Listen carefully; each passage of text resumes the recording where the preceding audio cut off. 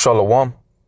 Before I get started, I want to give all praises to Yahweh, Bahashim, Yahawashi, Bahashim, Rakakwadash. Double honors to the apostles, elder bishops of Great Millstone. Double honors to the high priest elders that were before them. Peace and salutations to you sincere brothers out there pushing this word without sincerity and in truth. It's a brother Tazamak from the Great Millstone Austin camp. And today's lesson, I want to go into the New Jerusalem, okay? Because the scriptures in the Old Testament and in the New Testament speak about Jerusalem, all right, being a praise on the earth, which Jerusalem, okay, is a people before it is a place, all right?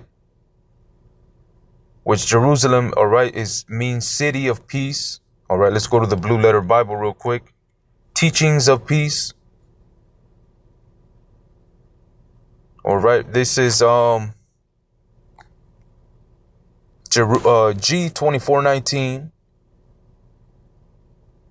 Jerusalem, all right, the root word etymology in Hebrew, H3388, Yerushalayim. All right, which means in the outline of biblical usage, teaching of peace. All right, city of peace. That's what Jerusalem means. All right. And the nation of Israel consists of you so-called Negroes, Latinos, and Native Americans. When the scriptures say, oh, Jerusalem, it is talking about the 12 tribes of the nation of Israel. All right, a city of peace, which is soon to come, because let's get Proverbs 29 and verse 2. It is evident, it is obvious that a righteous government is not in authority right now, as the scriptures say, because there's uproars of the people, there's uproars throughout the four corners of the earth. All right, it says, this is Proverbs 29 and verse 2. When the righteous are in authority, the people rejoice. But when the wicked beareth rule, the people mourn. And the righteous is significance to the just, the justice, all right, the justified ones, which can only be the Israelites. All right. The righteous are not in authority right now. The nation of Israel is not in authority right now. The wicked are bearing rule as we speak. That's why the people are mourning. That's why there's wars, rumors of wars, uproars of the people, pestilences, famines, because the wicked is bearing rule right now. But the scriptures say in Isaiah 62 and verse 7, it says, we'll start off in verse 6. I have set watchmen upon thy walls, O Jerusalem, which shall never hold their peace day nor night. Ye that make mention of the Lord Yahweh, keep not silence, and give him no rest till he establish, until he make Jerusalem a praise in the earth. So Jerusalem, a city of peace, is going to come down and be a praise on the earth, as a Revelation 21 and verse 2, which it says, Revelation 21 and 2, and I, John, and John, this is John the disciple, all right, one of the disciples of Yahawashi, John, which was in prison in the island of Patmos, where he received a vision. That's why when you read into it, Revelation 21 and 2, it says, and I, John, saw the holy city, New Jerusalem, coming down from the Most High out of heaven, prepared as a bride adorned for her husband. And I heard a great voice out of heaven saying, behold, the tabernacle of the Most High is with men, and he will dwell with them, and they shall be his people. And the Most High himself shall be with them and be their power, be their God. So point is that Jerusalem is going to be a praise on the earth. That's why when you go to Hebrews 13 and 14, We understand that we have no continuing city here if the wicked is going to be in authority. All right, which the wicked, according to the scriptures, are the nation of the Edomites. All right, that come from the nation of Edom, their forefather being Esau, which are the self-proclaimed Caucasian race today. Okay, Hebrews 13 and 14, for here we have no continuing city because the wicked are in authority right now. But we seek one to come. We seek a continuing city to come. That's why we read Isaiah 62 and 7, and give him no rest till he established.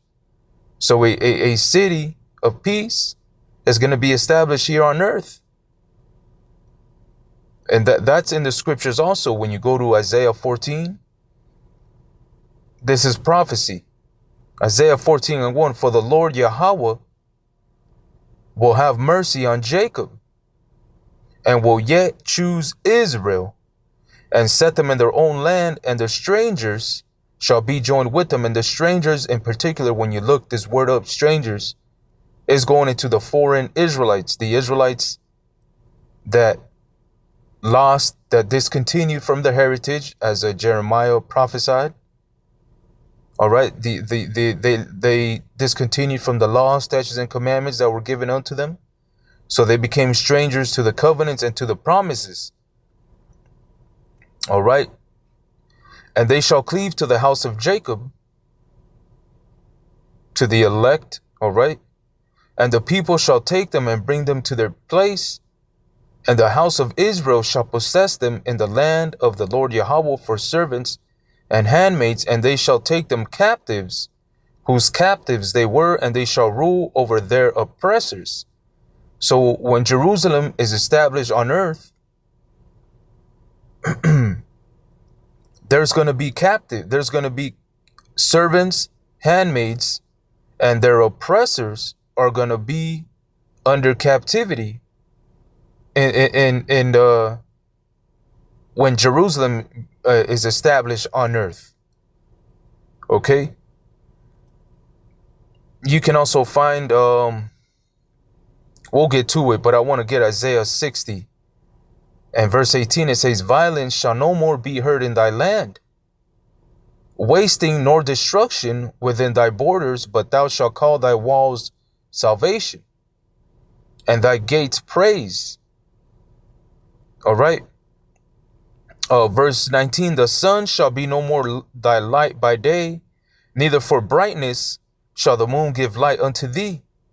But the Lord Yahweh shall be unto thee an everlasting light, and thy God thy glory.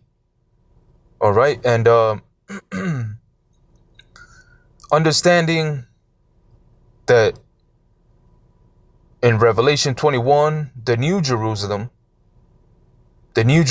you find Revelation 4 and verse 4.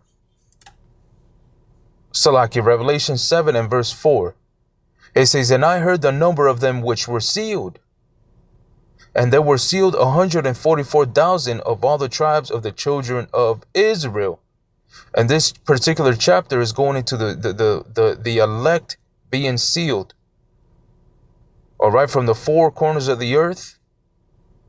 It's talking about the pending destroying wind. The angels are basically holding back the winds from the four corners of the earth till the elect, till the servants of the Most High get sealed in their foreheads. And ultimately you come down reading that it's 144,000 which are going to be sealed to that's going to fulfill the elect.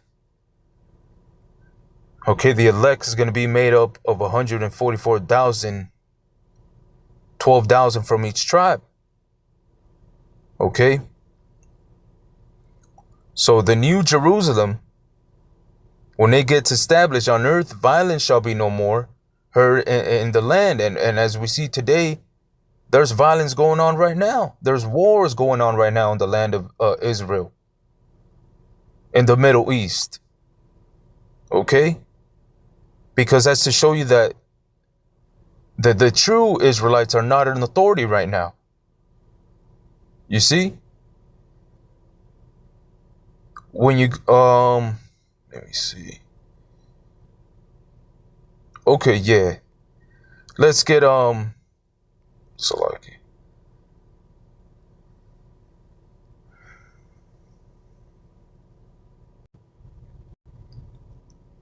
Let's get Daniel chapter 7 and verse 27.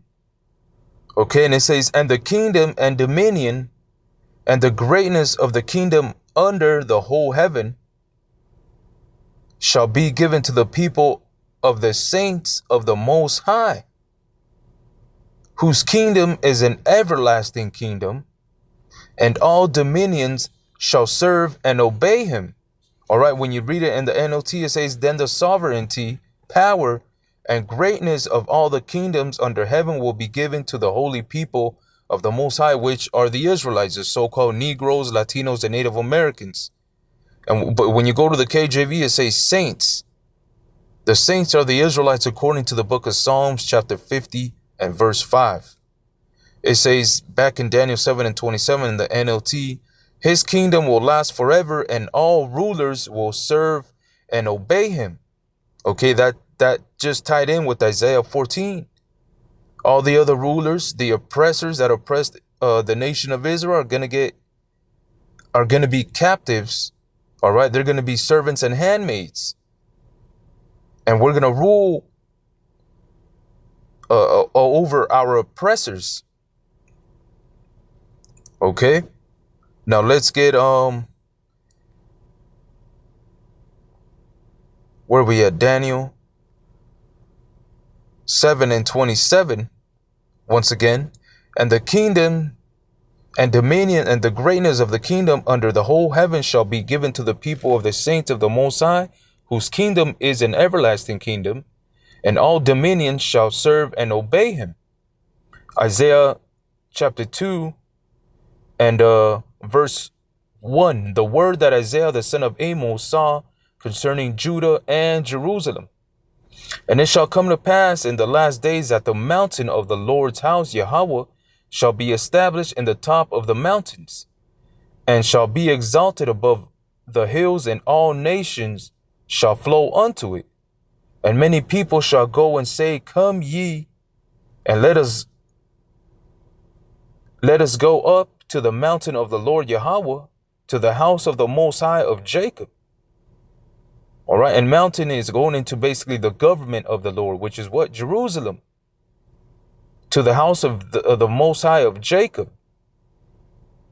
And he will teach us of his ways, and we will walk in his paths. For out of Zion shall go forth the law and the word of the Lord Yahweh from Jerusalem. So when Jerusalem gets established on earth and is a praise on the earth, the nations are going to be praising Jerusalem. All right. It says, and he will teach us of his ways, and we will walk in his paths. For out of Zion shall go forth the law and the word of the Lord Yahweh from Jerusalem.